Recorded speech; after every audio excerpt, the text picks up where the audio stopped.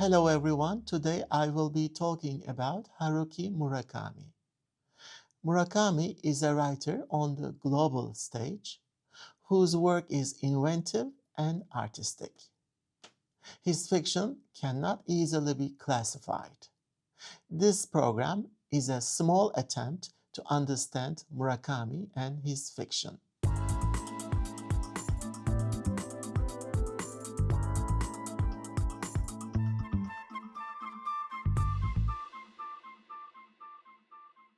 Matthew Carl Stracher, in his book The Forbidden World of Haruki Murakami, writes that scholars and critics are increasingly drawn to various aspects of Murakami's fiction, such as his writing style, his apparent rejection of literature as art, his probing into the human psyche, his play with the metaphysical, his unique view of history, and his knowledge of music, particularly jazz. In a New Yorker interview, Haruki Murakami speaks with Deborah Treisman and notes that readers often perceive an unreal world in his work, where protagonists journey into this dimension and return to reality. Readers often tell me that there is an unreal world in my work, that the protagonist goes to that world and then comes back to the real world. But I can't always see the borderline between the unreal world and the realistic world. So in many cases, they are mixed up. In Japan, I think that other world is very close to our real life. And if we decide to go to the other side, it's not so difficult. I get the impression that in the Western world, it isn't so easy to go to the other side. You have to go through some trials to get to the other world. But in Japan, if you want to go there, you go there. So in my stories, if you go down to the bottom of a well, there is another world. And you can't necessarily tell the difference between this side and the other side.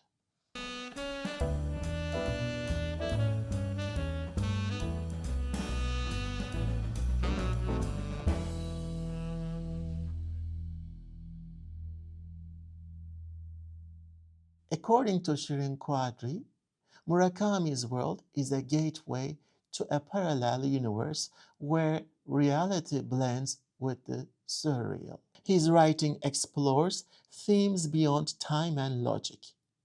Quadri explains that Murakami often uses the metaphor of a well to represent a mysterious place that takes us away from everyday concerns, allowing us to reflect on deeper questions like life, existence, death, and our purpose. Murakami began studying film and Greek drama at Waseda University in 1968. Due to protests and some financial difficulties, he could not graduate until 1975. His thesis focused on the journey motif in American films, which I find significant because journeys and quests, both physical and internal, are recurring themes in Murakami's fiction.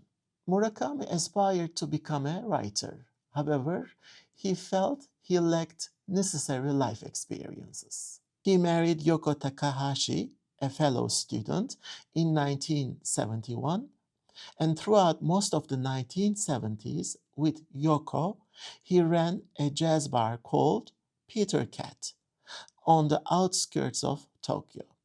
Murakami was never the type to work as a typical salaryman.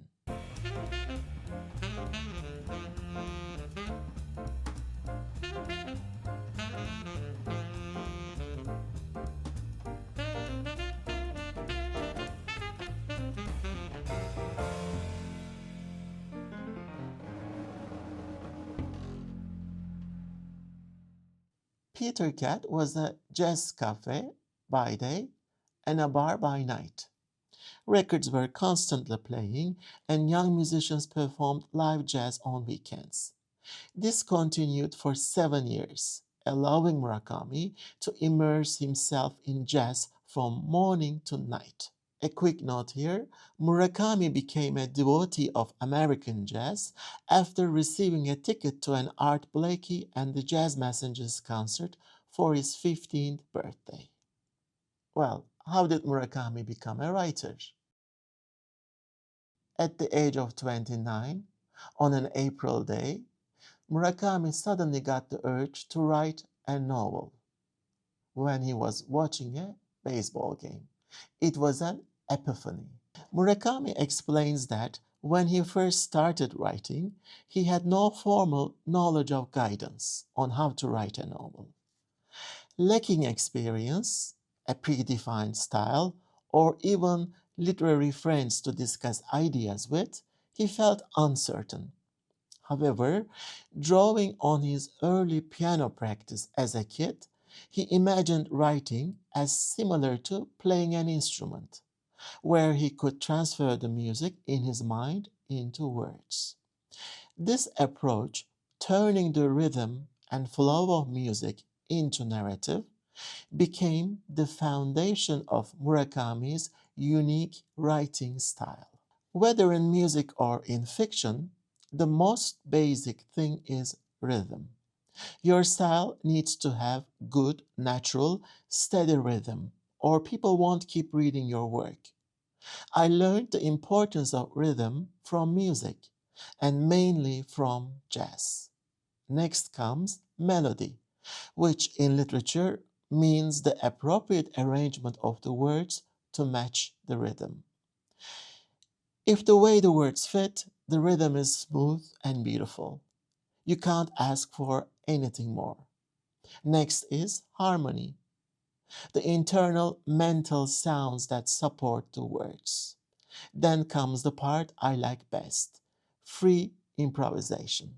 Through some special channel, the story comes welling out freely from inside. All I have to do is get into the flow. Finally comes what may be the most important thing, that high you experience upon completing a work, upon ending your performance, and feeling you have succeeded in reaching a place that is new and meaningful. If all goes well, you get to share that sense of elevation with your readers, your audience. That is a marvelous culmination that can be achieved in no other way. It is beyond the scope of this program to discuss all of Murakami's fiction in depth. However, I would like to mention that Hear the Wind Sing was Murakami's first novel, and it won a New Writers Award in Japan. Murakami considers his early novels, Hear the Wind Sing and Pinball, 1973, to be immature. He regards A Wild Sheep Chase as his first true novel. Following the success of these books, Murakami sold his jazz club and became a full-time writer. I should also note that Murakami's short story collections, First Person Singular, Men Without Women, Blind Willow, Sleeping Woman, and The Elephant Vanishes display all the colors and characteristics of his distinctive fiction. Murakami has written several works of non-fiction as well. For example, Underground is a series of interviews with victims of a 1995 poison gas attack on Tokyo's subway. What I talk about when I talk about running is an autobiographical account of Murakami's running hobby, and absolutely on music is based on his interviews with the legendary conductor Seiji Ozawa on music. I would like to share a few notes about Murakami's childhood and youth as well. Born in 1949, Murakami was the only child of the family. When Murakami's parents met, they were teaching Japanese literature. So it's no surprise that Murakami grew up in a literary household. He had a deep passion for reading, but his literary tastes differed from his parents' more traditional preferences. Considering Japanese literature boring, young Murakami became obsessed with American popular culture and literature. According to McGill's survey of world literature, Murakami was especially fond of the hard-boiled mysteries of Raymond Chandler and Ed McBain, and he was drawn to the lonely but independent lives of their anti-heroes. I think this information might give you a clue about the characters we come across in Murakami's fiction. The information I have found in the Columbia Companion to Modern East Asian Literature is also worth highlighting. As you know, Murakami was born in the early years of post-war era. He belongs to the generation of Japanese who came of age during the peak of the student counterculture movement known as Zenkyoto, which also witnessed the rapid collapse of that moment. This is another crucial point for understanding Murakami's work, as his awareness of the vacuum of identity left in the wake of Zenkyoto is consistently evident throughout his writing. And I have another article I would like to draw your attention to, written by Megumi Yama and entitled Haruki Murakami, Modern Myth Maker Beyond Culture. In this article, Yama includes two interesting memories from Murakami's childhood.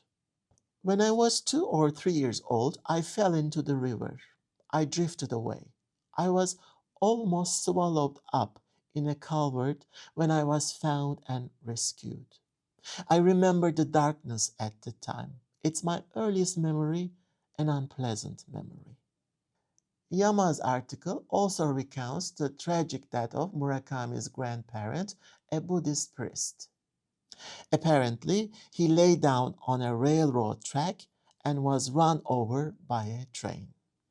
These memories may be connected to the recurring image of the well in Murakami's fiction, symbolizing the transitional line between life and death or darkness and light.